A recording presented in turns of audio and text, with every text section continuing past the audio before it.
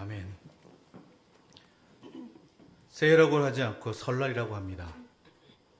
그리고 설날은 추석이 달이 가득 찬 보름에 맞이하는 것과는 달리 달이 텅 빈 금음 다음 날에 맞이합니다. 시작하는 날이지만 추운 날입니다. 새로운 날이지만 어두운 날입니다. 희한하게도 우리 민족의 큰 명절인 추석과 설날은 정반대의 상황에서 맞이합니다. 그래서인지 설날에 설자를 우리 옛말에 설다라는 단어에서 나왔다고 말하는 학자들도 있습니다. 설다라는 것은 삼가하다라는 우리 옛말입니다. 조심하다, 신중하다는 그런 뜻이 담겨 있습니다. 그래서 설날을 한자어로 신일이라고 하는 것과 같습니다. 여기서 신은 새로울 신이 아니라 삼가할 신자를 씁니다. 시작하는 날이어서 들뜨기보다는 삼가하라는 것이고, 안심하기보다는 조심하라는 것이고, 자신하기보다는 신중하라는 말입니다. 설날은 삶의 부족함도 서투름도 미숙함도 없기를 바라는 그 생각을 한번 돌아보라는 것입니다. 그것이 진짜 좋은 것인지. 설날은 하루하루가 완숙되고 안정되고 풍요롭기만을 바라는 그 생각을 돌아보라는 것입니다. 우리는 자라면서 어른이 됩니다. 하지만 누구나 자라면서 어른이 되지는 않습니다. 우리는 배워가면서 지혜로워집니다. 그러나 누구나 배운다고 지혜로워지는 것은 아닙니다. 누구나 겪어가면서 성숙해지는 것 또한 아닙니다. 똑같이 자라더라도, 똑같은 것을 배우더라도, 똑같은 것을 겪더라도 다른 열매를 맺는 경우가 의외로 많다라는 것이죠. 그것이 좋은 경험이 아니더라도 그 과정이 기쁨과 보람이 되는 경우가 있다라는 것입니다. 심지어 아무리 좋은 자리에 있다 할지라도 그 과정들이 누군가에게는 헛된 자리가 되기도 한다라는 것이죠. 오늘 이 예배의 자리도 마찬가지입니다. 여러분들 이 자리에 각자 모여 있고 함께 예배 드리고 함께 하나님의 말씀을 듣고 함께 하나님을 찬양하지만 서로 다른 결과들을 얻는 경우도 있다라는 것이지요.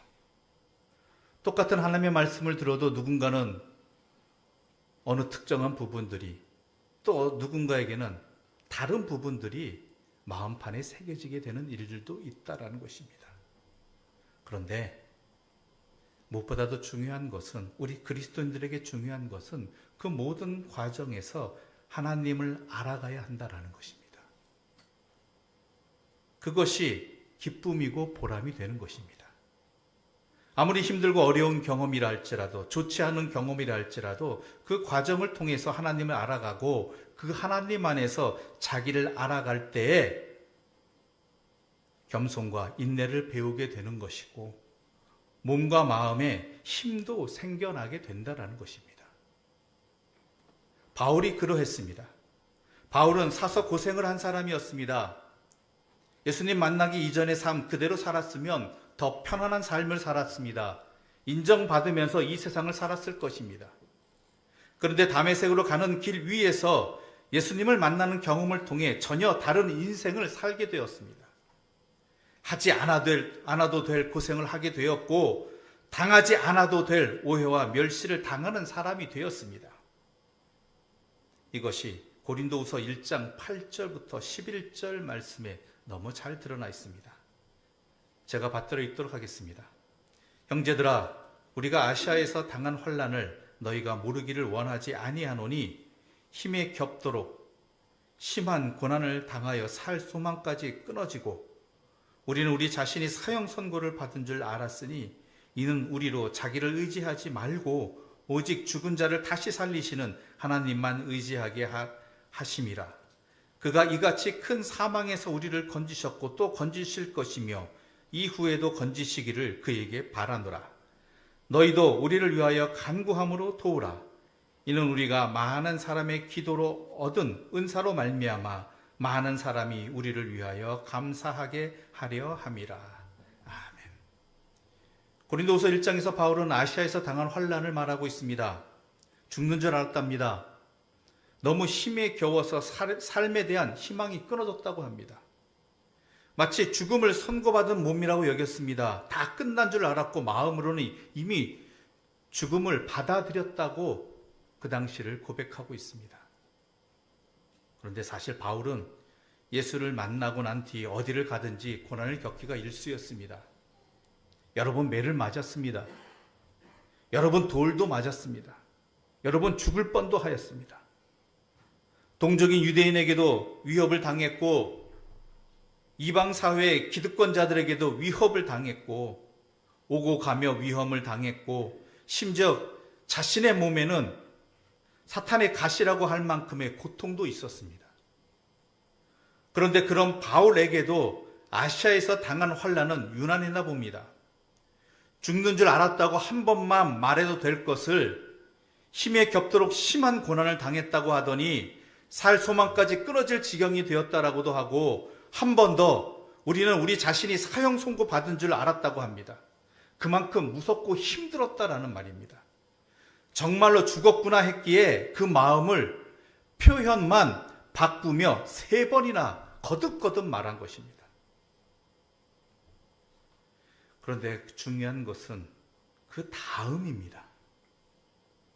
바울은 이어서 고백을 합니다.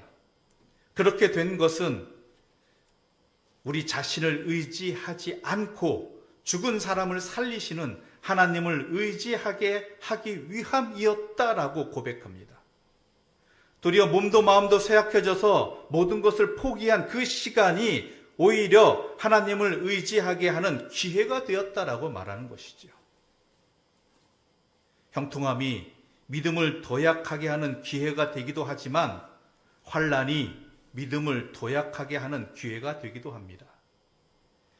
죽음과는 거리가 먼 삶이 하나님을 하나님으로 의지하게 하는 기회가 되기도 하지만 죽음이 코앞에 있는 것 같은 막막한 삶이 하나님을 하나님으로 의지하게 하는 기회가 되기도 합니다. 적어도 바울은 그랬다라는 것입니다.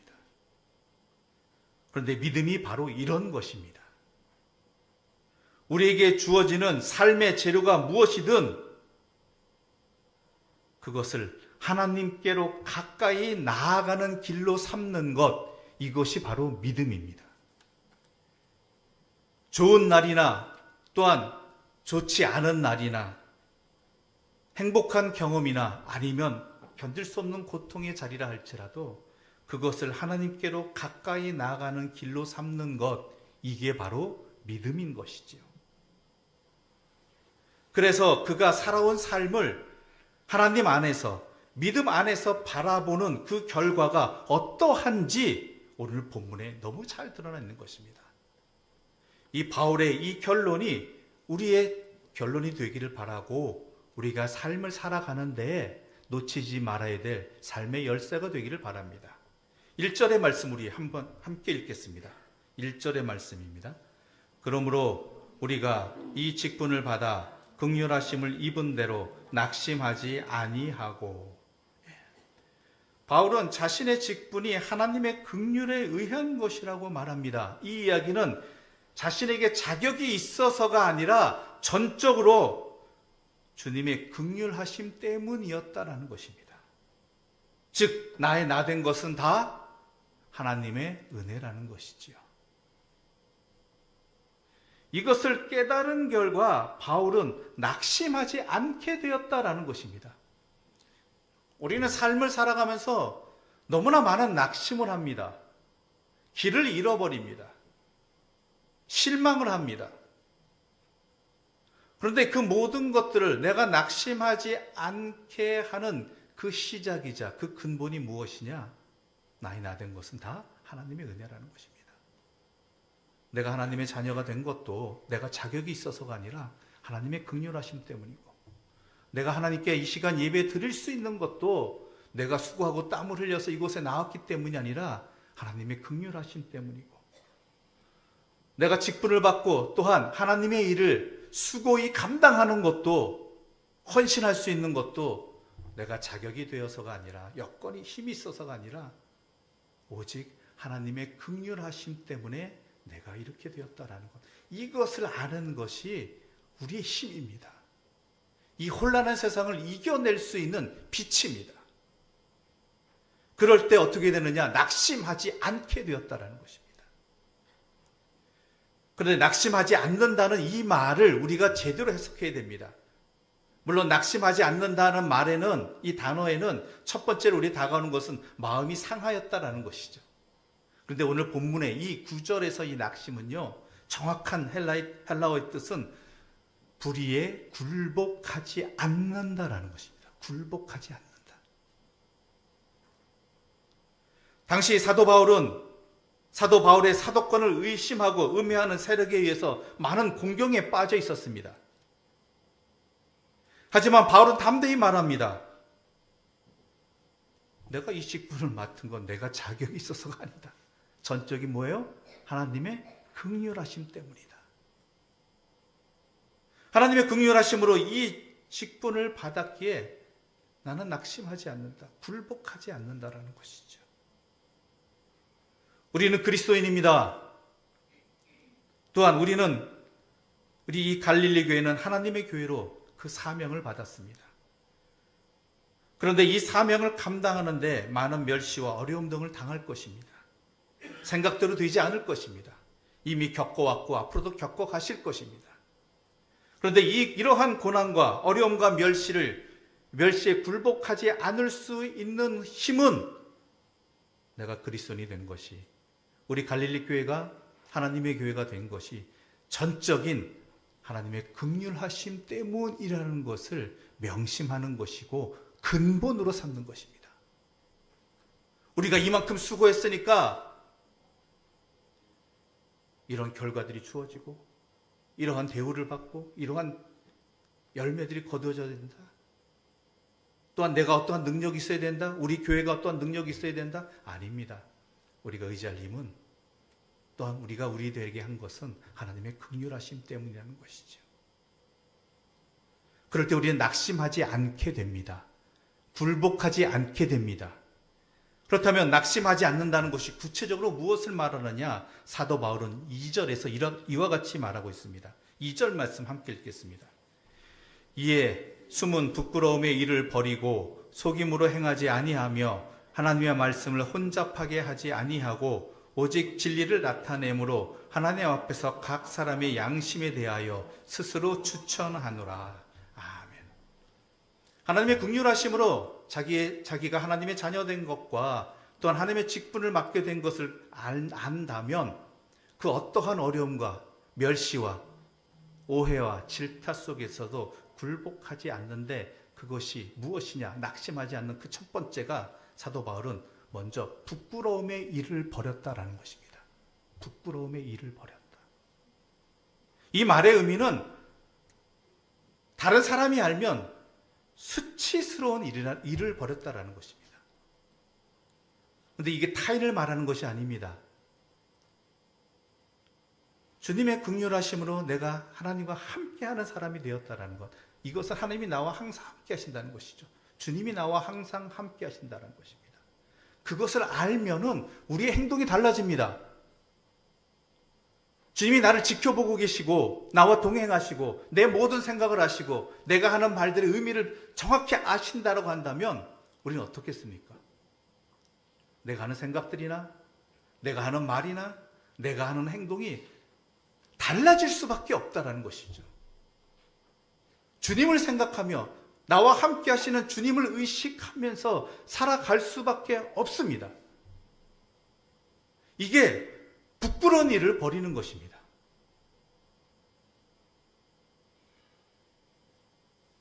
이것이 바로 굴복하지 않는 삶입니다. 항상 주님과 동행하는 자로 살아가는 것. 주님이 나와 함께 계심을 의식하며 살아가는 것. 이게 부끄러운 일을 버리는 것입니다. 사도 바울은 그랬다라는 것입니다. 세상에 많은 유혹들과 두려운 일들이 다가와도 그것들을 의식하는 삶이 아니라 주님을 의식하는 삶. 바로 이것입니다. 두 번째로 사도 바울은 낙심하지 않는 것, 굴복하지 않는 것이 구체적으로 어떻게 나타나느냐? 속임으로 행하지 않았다라고 되어 있습니다. 속임으로 행한다는 것은 다른 말로 하자면 수단과 방법을 가리지 않는다는 것입니다. 그래서 무엇을 이루고자 함이냐? 자기가 목적이 되는 삶입니다. 우리 인생의 목적은 하나님입니다. 여러분, 하나님 믿는 것이 무엇 때문입니까? 하나님 믿음으로 내가 잘되기 위함입니까? 아니, 하나님 믿는 것 자체가 내가 잘된 일입니다. 하나님 믿는 것 자체가, 하나님 말씀대로 살아가는 것 자체가 나에게 복입니다. 그러므로 우리의 삶에 속임을 당하지 않는 것, 스스로 속이지 않는 것은 하나님이 나의 목적이 되고 하나님이 드러나는 것입니다. 고린도 교인을 이용하는 거짓 선지자들이 있었습니다. 그들은 그들의 모든 행적의 목적이 뭐였냐면 자기를 드러내는 것이었습니다. 자기가 목적이 되는 것이었습니다. 이것은 오늘 그리스도인들에게도 마찬가지지만 말씀을 전하는 목사에게도 마찬가지입니다. 말씀을 전하면서 자기 자신이 드러나기를 바라는 그 유혹에서 벗어나기가 참 힘듭니다. 오직 하나님만이 증거되어져야 되고 하나님만이 보여야 되는데 거기에 묻혀서 나도 좀 드러나기를, 또한 하나님의 일을 하며 하나님을 섬기는 그러한 교회 공동체가 되어야 되는데 그 일들을 통해서 하나님만이 증거되는 것이 아니라 우리 교회도 뭔가 세상에 드러나기를 바라는 것. 근데 이것이 점점 더 커진단 말이에요. 나중에는 하나님의 영광을 가리는 자가 되어버립니다. 하나님이 목적이 되는 삶이 아니라 자기가 목적이 되는 삶이 마치 제대로 되는 삶이냐, 그것이 복인 줄 호도하게 된다는 것이죠. 우리는 이 속임에 너무나 약합니다. 하나님 하면서도 자신이 증명되어지고 인정되어지기를 바라기 때문입니다. 우리가 헌신하고 봉사하는 것도 마찬가지입니다. 그 일들을 통해서 하나님의 영광을 위해서 하나님이 하신 일을 하지만 그러면서도 뭐예요? 내가 네 헌신이 인정받기를 원하고 사람들에게 드러나기를 원한다는 것이죠. 하나님의 목적이 아니라 자기 자신의 목적이 되고 싶은 욕망에 휘둘립니다.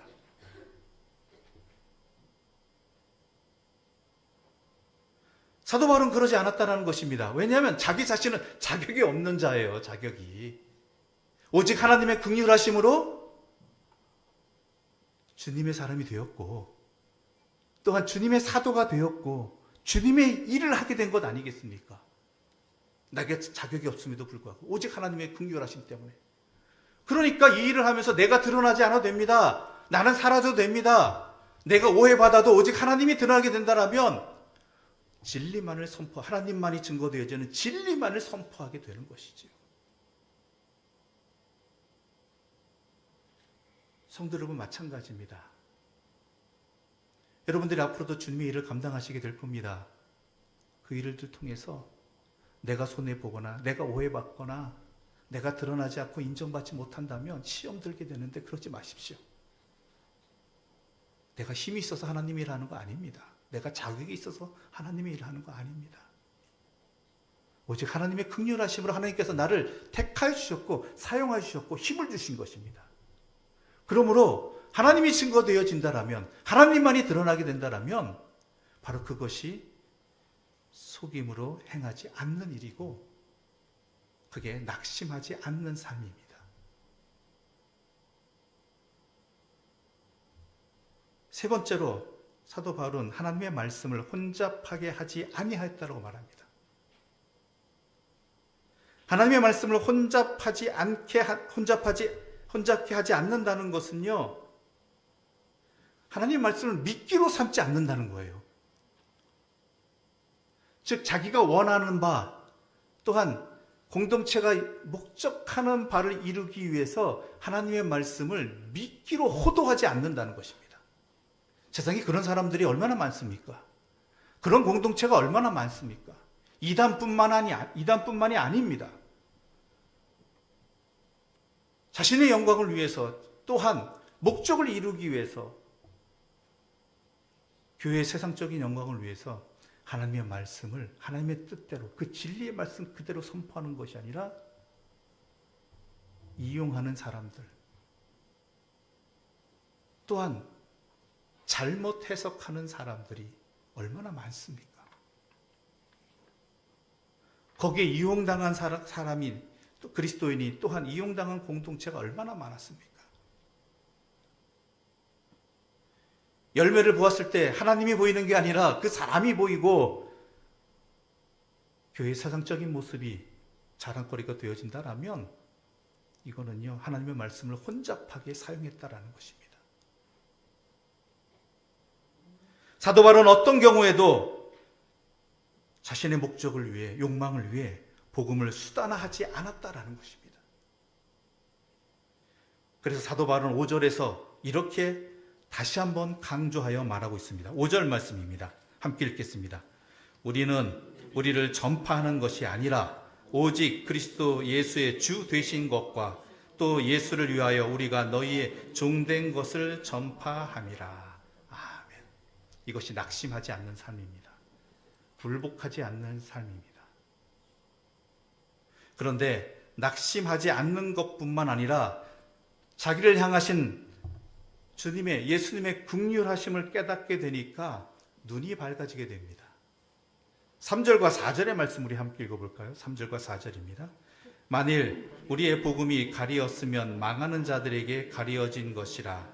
그 중에 이 세상의 신이 믿지 아니하는 자들의 마음을 혼미하게 하여 그리스도의 영광의 복음의 광채가 비치지 못하게 함이니 그리스도는 하나님의 형상이니라. 아멘. 우리가 낙심하게 되는 것, 때로는 굴복해서 진리에 맞지 않는 삶을 살아가고 수단과 방법들을 동원하는 것 중에 하나, 이유 중에 하나가 뭔지 아세요?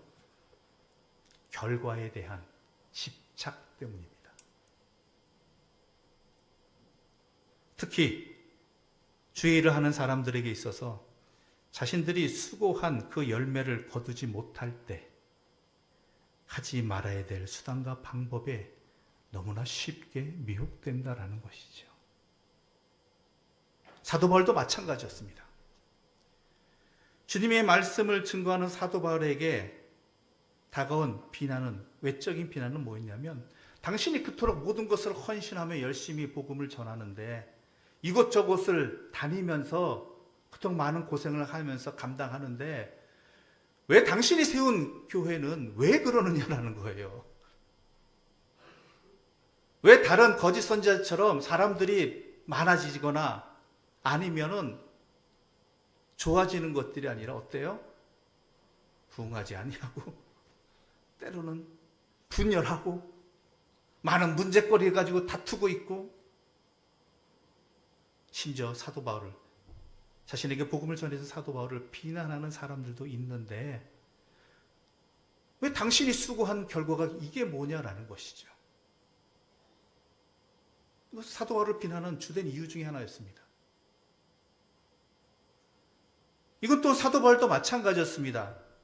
사도 바울에게 또 다른 의문 중에 하나가 뭐냐면, 똑같은 하나님의 말씀을 똑같은 장소에서 똑같이 앉아 있는 사람들에게 전했는데 어떤 사람은 믿는데 어떤 사람은 안 믿더라는 거예요.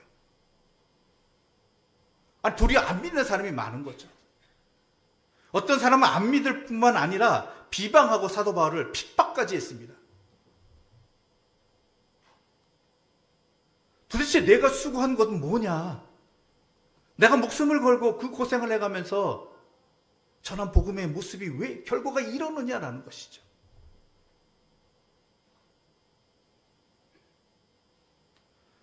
거기에 대해서 사도 바울이 내린 결론이 바로 사도행전 13장 48절에 기록되어 있습니다. 제가 읽겠습니다. 이방인들이 듣고 기뻐하여 하나님의 말씀을 찬송하며 영생을 주시기로 작정된 자들은 다 믿더라. 이 이야기는 다른 게 아니라 거두시는 분은 누구시다? 하나님이시다라는 거예요.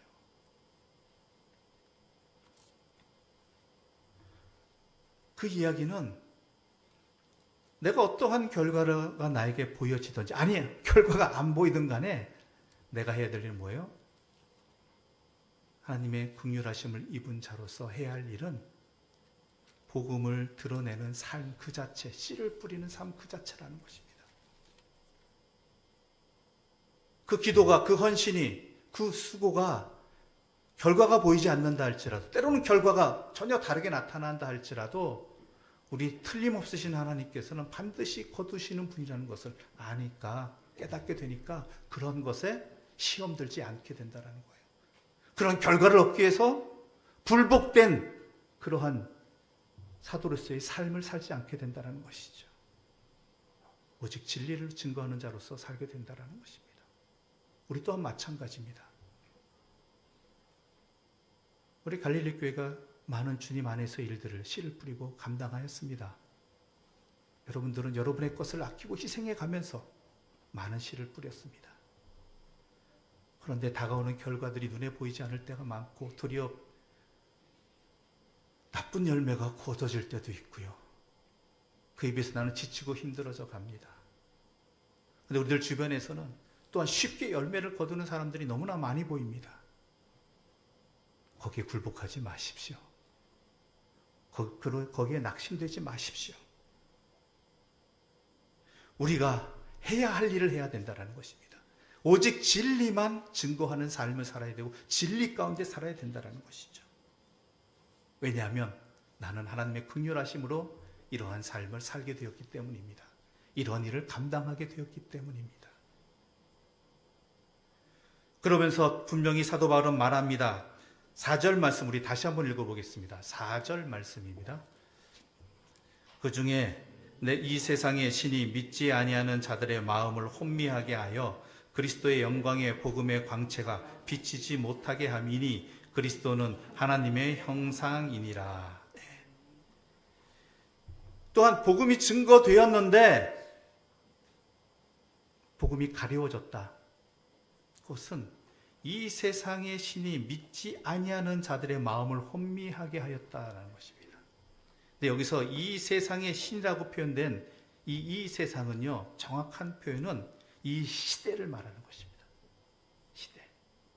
바울이 살던 시대, 오늘 우리가 살던 시대, 신으로 섬기는 것들. 오늘 우리들에게 무엇입니까? 대표적인 것이 물질이죠. 돈이죠. 요한 1서 2장 16절에는 이런 말씀이 기록되어 있습니다. 함께 읽어보겠습니다. 이는 세상에 있는 모든 것이 육신의 정욕과 안목의 정욕과 이생의 자랑이니 다 아버지께로부터 온 것이 아니요 세상으로부터 온 것이라. 이게 바로 이 세상의 신입니다. 욕망에 사로잡힌 사람의 마음은 어둡습니다. 그들은 하나님의 복음의 빛을 볼 눈이 없습니다. 그 눈이 가려워졌기 때문입니다. 욕망이 클수록 만족은 작아지고 감사는 사라지게 됩니다. 하나님을 인해 감사해야 되는데 다른 것들이 눈에 가려워졌으니 제대로 감사가 나오겠습니까? 욕망에 사로잡히면 하나님의 음성도 들리지 않습니다.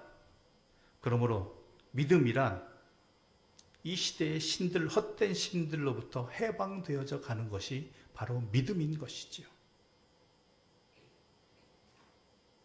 그래서 사도 바울은 5절에서 다시 이렇게 말하고 있습니다.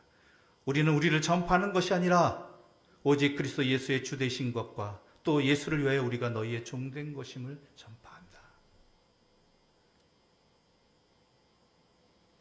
그렇습니다. 우리가 전해야 될 것도 오직 예수 그리스도입니다. 우리의 삶도 또한 예수 그리스도와 함께 살아가는 삶이 되어야 된다는 것이죠. 그런데요, 이 주님의 뒤를 따라가는 삶이 바로 빛이라는 것입니다. 하나님이 빛으로 우리를 하나님의 자녀로 삼아주셨듯이 우리가 하나님의 자녀로서 살아가는 삶이 그 어떤 상황이든 낙심하지 아니하고 불복하지 아니하고 진리로서 살아가는 그 삶이 세상의 빛이 된다는 것이지요. 6절의 말씀 함께 읽어보겠습니다. 6절입니다. 어두운데 빛이 빛이라 말씀하셨던 그 하나님께서 예수 그리스도의 얼굴에 있는 하나님의 영광을 아는 빛을 우리 마음에 비추셨느니라. 아멘. 아무리 어둠이 짙다 할지라도, 빛이 아무리 작다 할지라도 그 빛은 빛나게 되어 있고 드러나게 되어 있고 보여질 수밖에 없습니다. 우리가 아무리 연약하고 어리석다 할지라도, 우리가 작은 빛이라도 참 빛을 비추게 된다라면, 세상이 아무리 어둡다 할지라도 하나님께서는 그 빛을 세상에 비추신다라는 것이고, 그 빛을 통해서 나를 재창조하셨듯이 하나님께서 재창조해 주신다는 것입니다. 사도 바울이 그랬습니다. 그는 허망한 삶을 살던 사람이었습니다. 이 세상이 전부인 줄 알고 살았던 삶이었습니다. 하나님에 대해서 제대로 모르던 사람이었습니다. 그런데 다메섹 도상에서 빛을 만남으로 말미암아 그 하나의 빛이, 그 삶이 영원한 삶으로 연결되어졌고, 또한 공허한 삶이 아니라 생명의 삶으로, 진리로 충만한 삶이 되었습니다. 우리 또한 마찬가지입니다. 우리가 아무리 작을지라도 굴복하지 아니하고 낙심하지 아니하고 나에게 빛을 주신 하나님의 그 궁휼하심에 힘입어 세상의 작은 빛이라도 분명하게 비칠 때, 오직 진리의 빛만을 비칠 때 세상은 하나님 안에서, 하나님의 그 빛 안에서 회복되어질 것이고 하나님의 자녀로 재창조되어질 뿐만 아니라 참 빛으로 세상을 보는 그런 은혜가 충만하게 임하게 될 것입니다. 하나님의 역사입니다. 가만히 생각해 보면 설날이 우리에게 있다는 것이 하나님의 긍휼입니다. 왜냐하면 영적인 여정에도 설날이 필요하기 때문입니다. 해마다 설날이 있어서 다시 시작하듯이 신앙생활도 해마다 설날이 있어서 다시 시작해야 합니다. 익숙함이 주는 안일함에 빠져서는 안 됩니다. 남들처럼 살아가는 안정감에 머물러서는 안 됩니다. 내 삶이 진정으로 하나님만을 바라보고 있는가? 혹여나 헛된 것에 눈이 팔려서, 아니면은 하나님 아닌 다른 것이 목적이 된 삶 때문에 하나님의 영광을 가리는 그런 어리석은 신앙생활을 하고 있는 것은 아닌지, 허망한 삶을 당연하게 살아가고 있는 것은 아닌지, 어쩔 수 없다라고 하면서 세상은 그렇게 살아갈 수밖에 없다라고 핑계하고 있는 것은 아닌지, 이 말씀의 빛에 비추어서 우리 자신을 다시 한번 살펴보는 은혜의 시간, 이 주어진 자리를 제대로 사용하시기를 간절히 바랍니다. 낙심하지 마십시오. 하나님의 긍휼하심이 자격 없음에도 불구하고 나를 택하신 하나님께서 부끄러운 내 자신을 그대로 받아주시고 사용해 주신 하나님의 긍휼하심이 영원토록 함께 있습니다. 그 긍휼하심에 힘입어서 낙심하지 아니하고 굴복하지 아니하고 진리의 빛을 비추는 저와 여러분이 되시기를 바라고, 또한 2024년을 살아가는 우리 갈릴리 교회가 되기를 소망합니다. 기도드리겠습니다.